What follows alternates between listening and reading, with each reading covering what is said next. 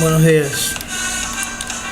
En esta ocasión vamos a seguir con el tema 2 o el capítulo 2, la agrupación y presentación de datos para expresar significados, tablas y gráficos.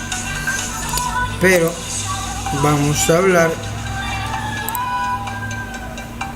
sobre la contribución de una distribución de frecuencia.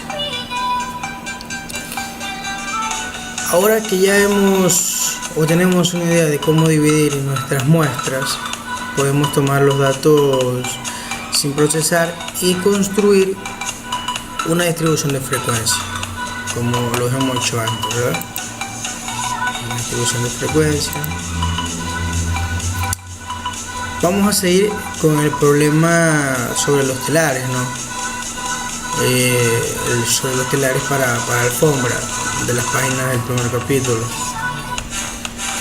y para esto vamos a continuar con 3 preguntas. Vamos a ver, vamos en el mapa. La contribución de frecuencia se divide en 3 preguntas. Una de las 3 preguntas son: dedicar el tipo y el número de clases para dividir los datos, clasificar los datos puntuales en clase y cuente el número de observaciones que hay en cada una, e ilustrar los datos en un histograma. En la primera tenemos que dividir el rango total de las clases de igual tamaño. ¿Qué quiere decir? Que como ya hemos escogido clasificar los datos de acuerdo a la media cuantitativa del número de yardas producidas, el rango total debe dividirse en clases iguales. Entonces tenemos eso. Aquí está, clases iguales. Bueno, entonces esto es el ancho del intervalo, tomando desde el principio de una clase hasta el principio de la siguiente clase. Debe ser el mismo para todos. Por ejemplo,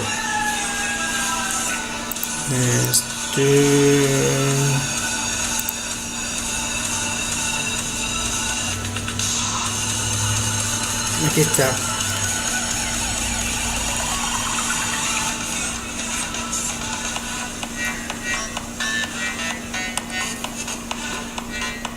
Esto es sobre la división del rango, ¿verdad?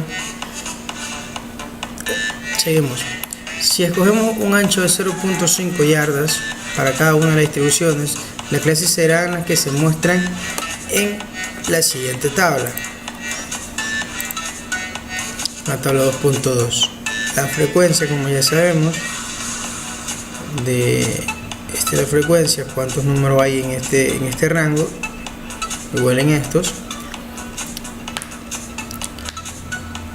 Si las clases fueran desiguales y el ancho de intervalos varía de una clase a otra, tendríamos una distribución mucho más difícil de interpretar, ¿no?, que una con valores iguales. Sería bastante complicado. El número de clases depende del número de datos puntuales y el alcance de los datos recolectados. Cuantos más datos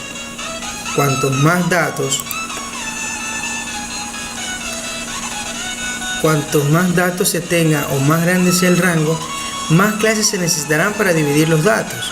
Desde luego, si solamente tenemos 10 datos puntuales, no tendría sentido plantear 10 clases. Y ahora, un dato. Como regla general, los estadistas o los estadísticos rara vez utilizan menos de 6 números y más de 15 números. O sea, ese es el rango que utilizan, digamos que casi siempre, un 90% de estadísticos utilizan así, menos de 6 o 6, y su dato mayor o su número de clases sería 15, el mayor. Debido a que necesitamos hacer los intervalos de clases de igual tamaño, el número de clases determina el ancho de cada clase. Para esto tenemos que realizar una ecuación, una fórmula. Es esta que vemos aquí. Vamos a ponerlo ahí para que se vea bien. Dice, el ancho de intervalos de la clase.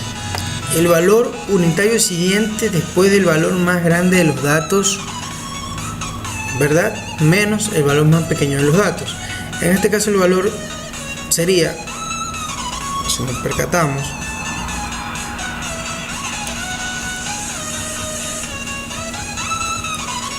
si nos percatamos acá, el dato menor es el 16.9, que obviamente el mayor sería el 17 y el menor es el 15.2. Entonces tenemos eso. El valor más pequeño sobre el número total de intervalos de clase, que sería 30.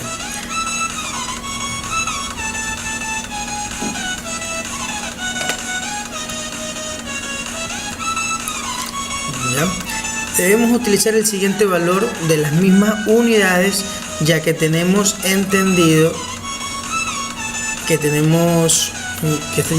estamos midiendo el intervalo entre el primer valor de una clase y el primer valor de la segunda clase.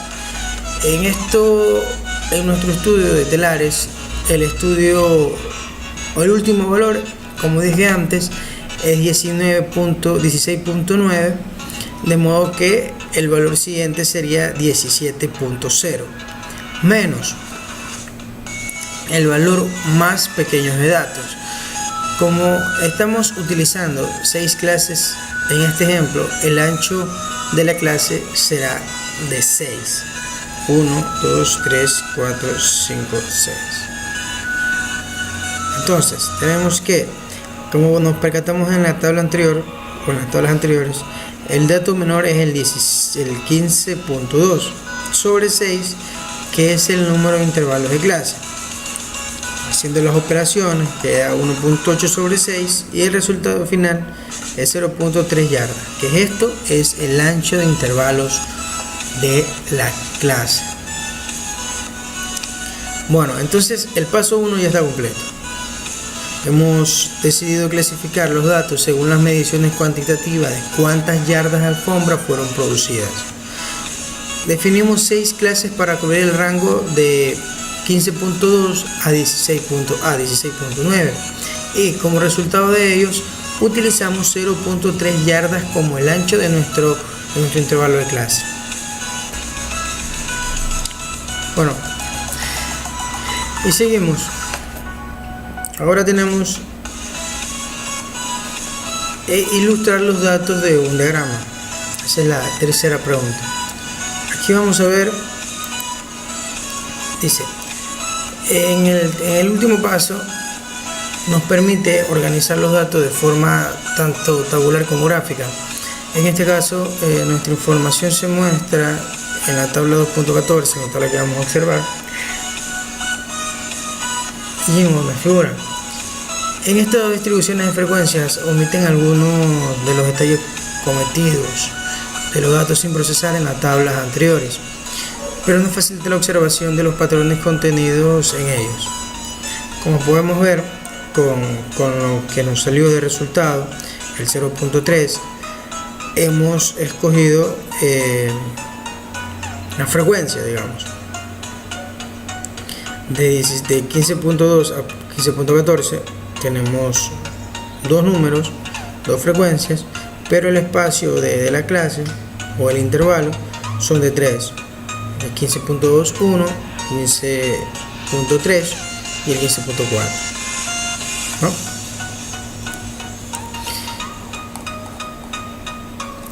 Ahora vamos a ver unas figuras, que es la distribución de frecuencia de los niveles,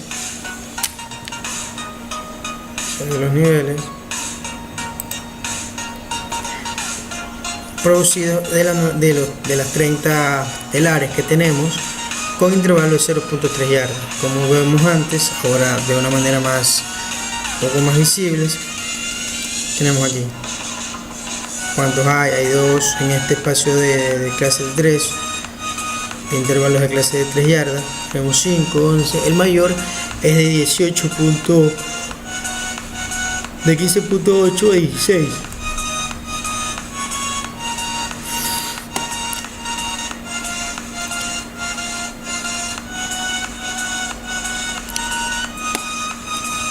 Igual acá la distribución de frecuencia de producción de telares con alfombra de clases de 1 yarda.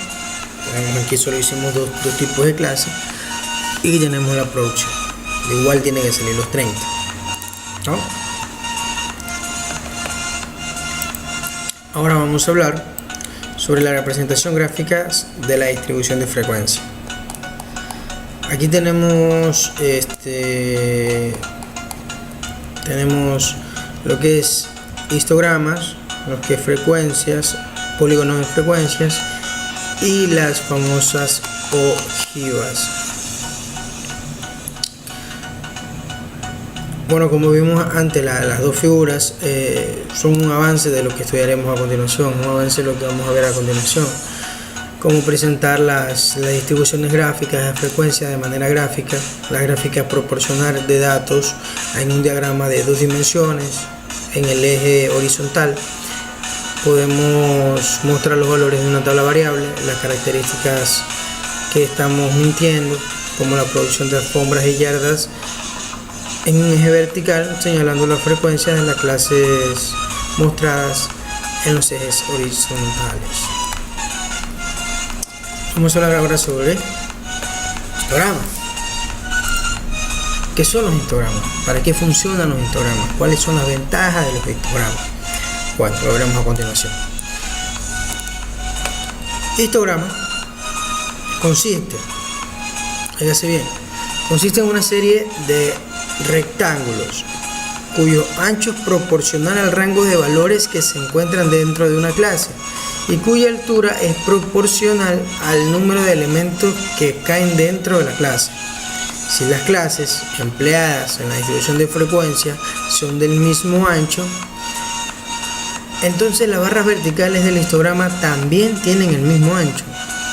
La altura de la barra correspondiente a cada clase representa el número de observaciones de la clase. Como consecuencia, el área contenida de cada rectángulo, base por altura, ocupa el porcentaje del área total de todos los rectángulos, la cual es igual a la frecuencia absoluta de esta clase correspondiente respecto a todas las observaciones hechas. ¿Cuál es el funcionamiento de un histograma de frecuencia relativa? Bueno, pues utiliza la frecuencia relativa de los datos puntuales de cada una de las clases en lugar de usar el número real de puntos. Se conoce como histograma de frecuencia relativa. Bueno, este tipo de diagramas tiene la misma forma que un histograma de frecuencia absoluta, construido a partir de un conjunto de datos. Es así debido a que ambos, el tamaño relativo de cada rectángulo es la frecuencia de esa clase comparada con el número de observaciones.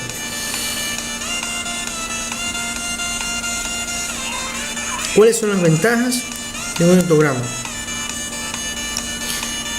Podemos presentar los datos en términos de frecuencias relativas de las observaciones, más que en términos de frecuencia absoluta. Es la gran utilidad, ya que mientras los números absolutos puedan ser o puedan sufrir cambios si probamos más telares, como por ejemplo la relación entre las clases permanece estable. El 20% de todos los telares pueden entrar en la clase 16.1 y 16.3 yardas, ya que sabemos que 30 o 300 ya que probemos 30 o 300 telares. Resulta fácil comparar los datos de las muestras de diferentes tamaños cuando utilizamos histogramas de frecuencia. Aquí tenemos un histograma de frecuencia, el que ya habíamos visto antes, ¿verdad? Una frecuencia relativa, el nivel de producción y los resultados.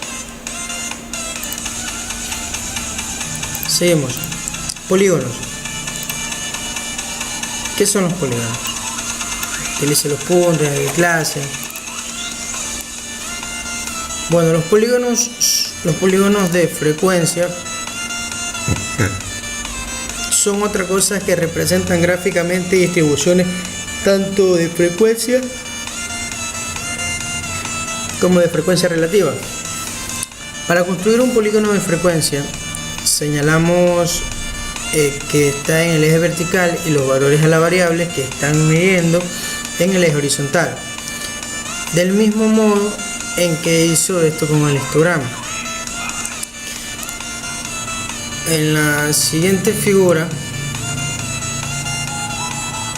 en esta figura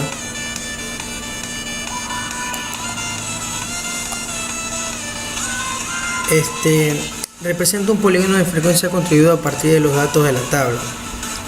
Si comparamos esta figura con la anterior, con el 2.1 de arriba, notará que se ha agregado dos clases: una clase extremo de la escala de los valores observados, que están constituidas. Estas contienen 0 observaciones. Estas, démonos cuenta, 15.0 y 17.1, pero permiten que el polígono llegue al eje horizontal en ambos extremos distribuidos. ¿Cuáles son las ventajas de un histograma? Las ventajas de un histograma dicen que los histogramas y los polígonos de frecuencia son similares porque necesitamos ambos. La ventaja del histograma son: los rectángulos muestran cada clase de distribución por separado, el área de cada rectángulo en relación con el resto muestra la proporción del número total de observaciones en la que se encuentran la clase.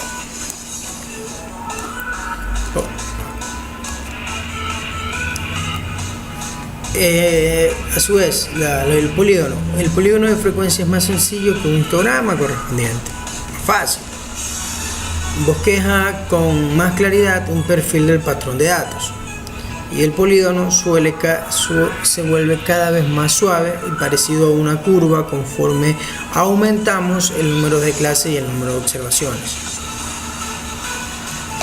Ahora hablemos sobre las ojivas. Una distribución de frecuencia acumulada nos permite ver las observaciones que están por encima de ciertos valores, en lugar de hacer un mero registro de números de elementos que hay dentro de intervalos. La gráfica de una distribución de frecuencia acumulada se conoce como ojiva. En la siguiente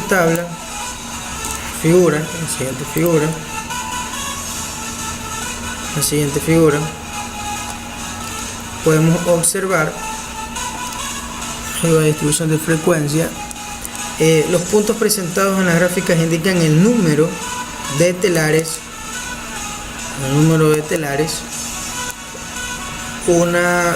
que tienen una producción menor que el número de yardas mostrado en el eje horizontal.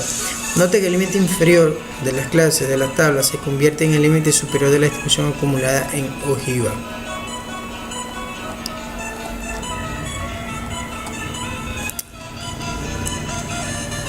Bueno, vamos a puntualizar algo.